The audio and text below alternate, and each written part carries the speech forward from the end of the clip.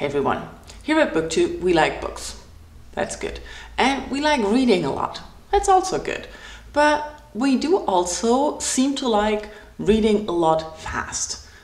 Apparently that's an important thing to us. Let's look at this a little bit closer. I think I've mentioned this before, but I am a very slow reader. I need a lot of time to read through a page, to read through a book, and all these things. And for me, that is only a problem that I want to read faster to read more books, but it's not a problem in itself, because I do spend a lot of time reading. So whenever I look at the books that I want to read, I would love to reach 100 a year, but I do know that it's not very realistic for me to read a book every 3 days. On average, I read a book a week. Some books are faster, some books need longer. But that's okay, because I can't read faster. And I know I'm not the only one who has this problem with reading speed. Because I've heard Jesse the reader complain more than once about being a slow reader. It's not his problem that he reads slow. His problem is that people tell him like, oh, you're a slow reader, you need to read faster, and why are you still reading this book? He's made videos about this.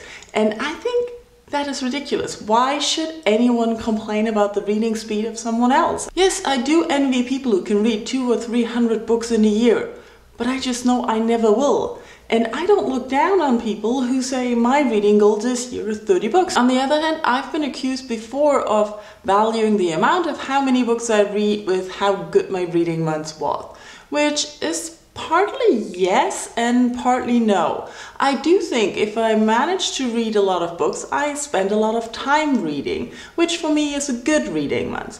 And it's even better when I read good books. So that's what classifies a good reading month to me. Not the amount of books that I read, actually. It's just that I spent more time reading and that I hopefully had more good books in that. As a reader, I think it doesn't matter how fast you read, as long as you're happy with your reading speed. If you want to read more books and you're a slow reader, you just need to spend more time reading. And just consider this, all the fast readers out there.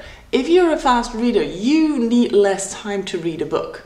So for a slow reader, reading the same book might take twice as much time. So who's a better reader now? Actually, I don't really know where I want to go with this video. I think basically you as the reader are the only person who can tell yourself how much to read. You set your own goals. You are the only person who's allowed to be mad at you for not reaching those goals, for not reading enough, for reading too slow. No one else has the right to do that.